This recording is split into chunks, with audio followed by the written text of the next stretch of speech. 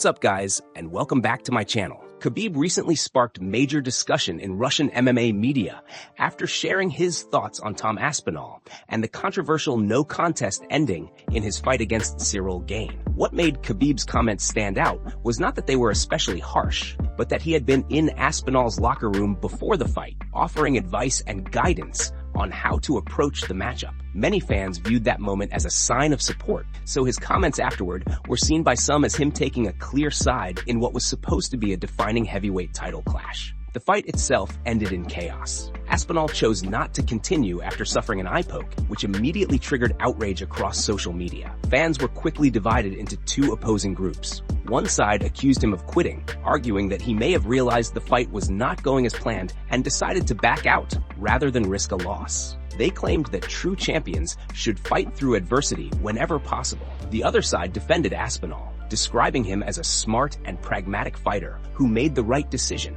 They pointed out that continuing with damaged vision could have put his health and career at serious risk. Supporters also noted that he had only recently been promoted from interim champion after Jon Jones stepped away, making the situation even more complicated. From their perspective, protecting his long-term future was more important than pushing through an unsafe condition. At the center of the debate is the ongoing clash between courage and strategy. Some believe heart and toughness should always come first, while others argue that intelligence and self-preservation are just as important in modern MMA. Khabib recently made his position clear in a Russian interview, adding even more fuel to the discussion and ensuring that this topic will remain a major talking point in the heavyweight division.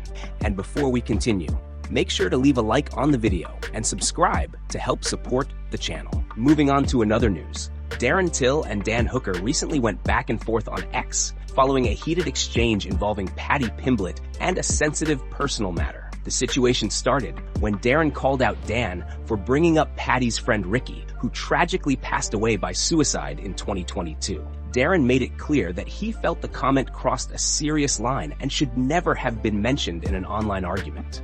Dan responded by asking Darren what he would have done in the same situation. Darren admitted that he might have gone low as well, but still felt that what was said was wrong and unnecessary. He explained that while both sides may have said things they should not have, certain topics deserve more respect and restraint. Darren went on to say that even though he did not personally know Ricky, he had always heard that he was one of the kindest souls around. He added that comments like that hit close to home, especially when the person is from your own city. He emphasized that people must always defend their own, particularly when someone is no longer here to speak for themselves. Moving on to another news, Sean O'Malley recently shared his reaction after learning that Justin Gaethje was listed as a significant underdog against Paddy Pimblett on several betting sites. During a discussion, O'Malley said he was surprised to hear that Gaethje was being priced as a 3-to-1 underdog, calling it crazy and unexpected. He explained that he thought the matchup would be much closer on paper, given Gaethje's experience and reputation. Still, he admitted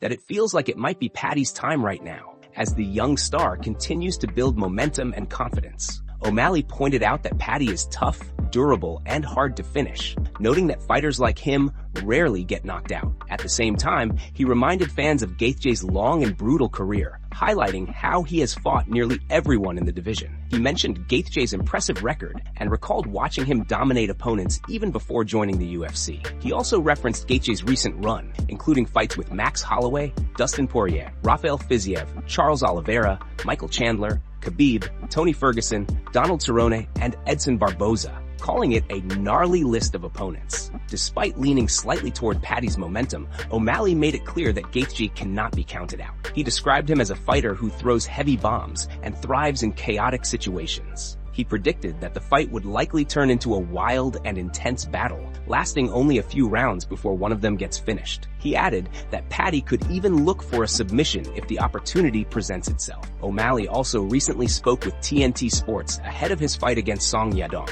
where he reflected honestly on his career and ambitions. He admitted that when he was younger, he truly believed he could become bigger than Conor, but now sees that mindset as somewhat delusional. He explained that Conor reached a massive level of fame that is extremely difficult to match. However, he still believes there is a path for him to become one of the biggest stars in the UFC. He looked back on his rapid rise, saying he once felt like he was on a rocket ship. He recalled fighting Petr Yan while unranked winning a close fight, then knocking out Aljamain Sterling to claim the title. He talked about headlining major events, breaking gate records in Miami against Marlon Vera, and competing on huge stages. After falling short in later fights, including against Merab, he admitted his momentum slowed. Still, O'Malley said he feels motivated, comparing his current position to being on a trampoline, ready to bounce back, add fuel to the rocket, and launch toward another strong run. Moving on to another news, Dana White and Zuffa Boxing are reportedly in serious talks to sign heavyweight boxing superstar Oleksandr Usyk. According to his team director, Ciryl Gane, discussions are already underway as Zuffa Boxing prepares for its official launch at the UFC Apex.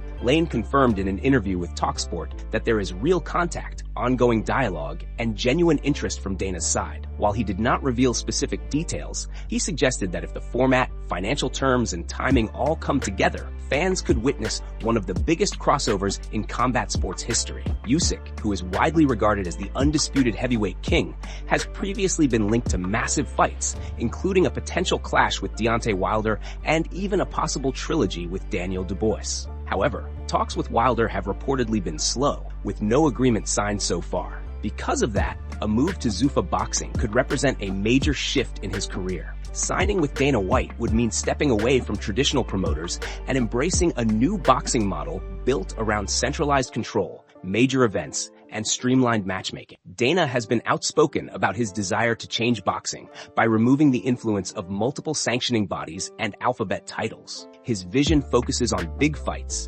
strong storytelling, and fan-friendly cards that resemble the UFC's structure. If Zuffa Boxing manages to land a pound-for-pound star like Usyk in its first year, it would immediately give the promotion massive credibility and attention. MMA analyst Luke Thomas, however, was highly critical of Dana's approach. He argued that the idea is not as revolutionary as it is being presented. According to Thomas, many people have thought about similar concepts before, but legal and political barriers made them difficult to implement. He suggested that Dana's team has relied on powerful lobbyists to help push changes, rather than relying on true innovation. Thomas added that the real question is how Zuffa Boxing will actually present its product differently. He noted reports about fewer weight classes and possible rule changes, such as ring size adjustments, but said it remains to be seen whether these changes will improve the sport. He also pointed out that many existing boxing organizations and sanctioning bodies have contributed to their own decline through mismanagement. In his view, those ongoing problems are what truly create an opportunity for Dana's new venture to succeed. Moving on to another news,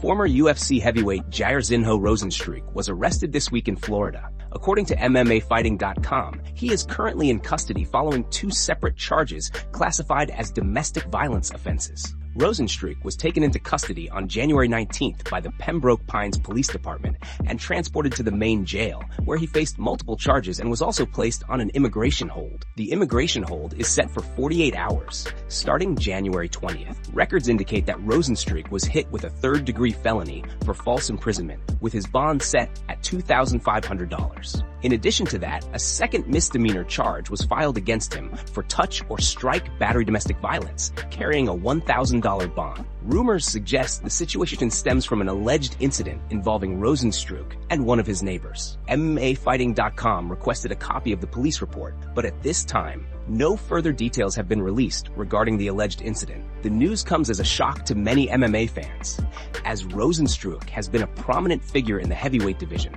known for his striking power and exciting fights inside the octagon. This arrest marks a serious legal issue for the fighter, and it remains unclear how it may impact his future in mixed martial arts. Authorities are expected to provide more updates as the case develops. But for now, Rozenstruik remains in custody, and fans in the MMA community are closely watching for official statements. The situation highlights the ongoing challenges fighters can face outside the cage, and it serves as a reminder that legal matters can arise even for well-known athletes. The MMA world will be keeping an eye on how this case unfolds and what consequences may follow for Rozenstruik. Moving on to another news, Justin Gaethje recently shared his ambitious plans as he prepares to face Paddy Pimblett at UFC 324 this weekend. Gaethje made it clear that his main focus is beating Paddy first, before turning his attention to Ilya, and then eventually getting revenge against Max Holloway for his previous knockout loss. He acknowledged that Paddy currently has massive momentum and confidence, calling those two factors some of the hardest things to deal with in high-level competition. Gaethje explained that he knows he must take that momentum away early in the fight. In his view, at the highest level, bouts are often decided by who makes the first mistake, and he is determined to be the one who teaches that lesson. He also said he enjoys being labeled the underdog, noting that he has a strong record when people doubt him. He pointed out that since 2017,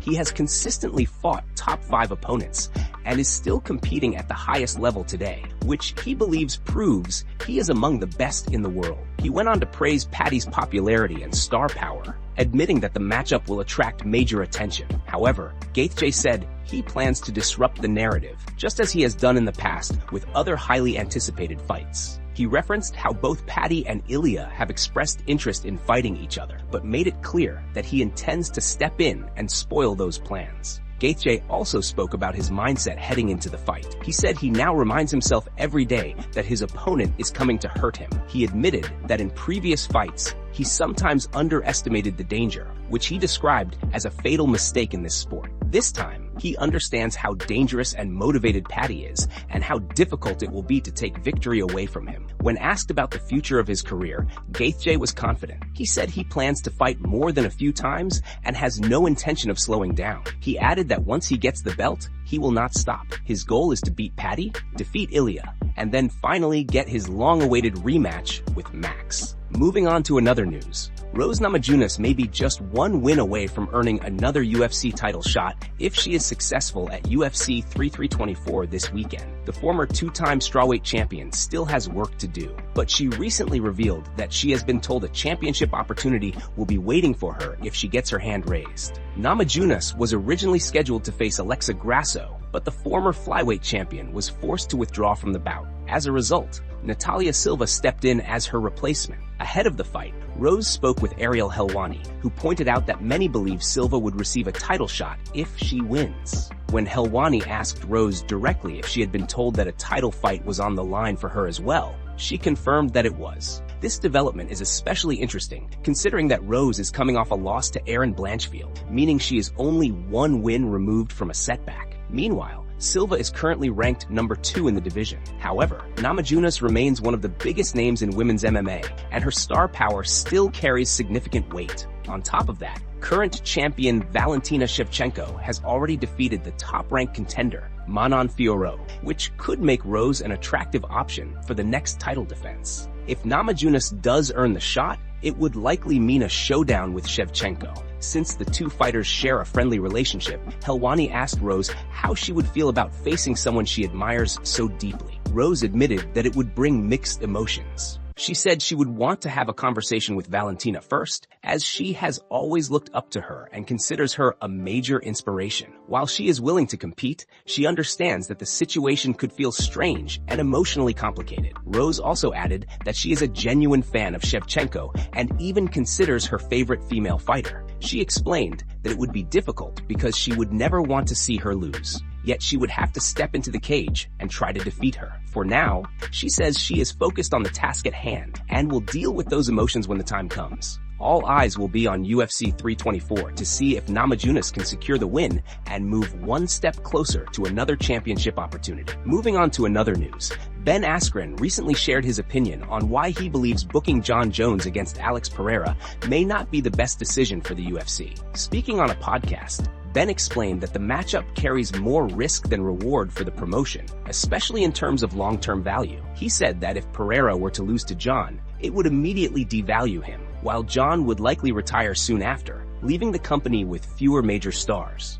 Ben pointed out that if Jon comes back, dominates Pereira, and wins convincingly, he could simply walk away and say he has nothing left to prove. In that scenario, the UFC would not get any more fights out of him. Meanwhile, Pereira, despite being older, has shown no signs of slowing down and continues to fight at a very active pace. Ben believes Pereira should be protected as a prime commodity, someone who can still deliver 4 to 6 high-level fights without being damaged by a risky matchup. He also joked that if someone asked him to bet on whether Jon would fight 2.5 more times, he would confidently take the under. In his view, Jon's ideal plan would be to return, beat another multi-division champion, call himself the greatest of all time, and then retire immediately. Ben suggested that this approach benefits Jon personally, but not necessarily the organization. during the discussion, Ben was asked whether that mindset could be considered selfish. He admitted it might seem that way at first, since Jon would be elevating his own legacy without worrying about the company's future. However,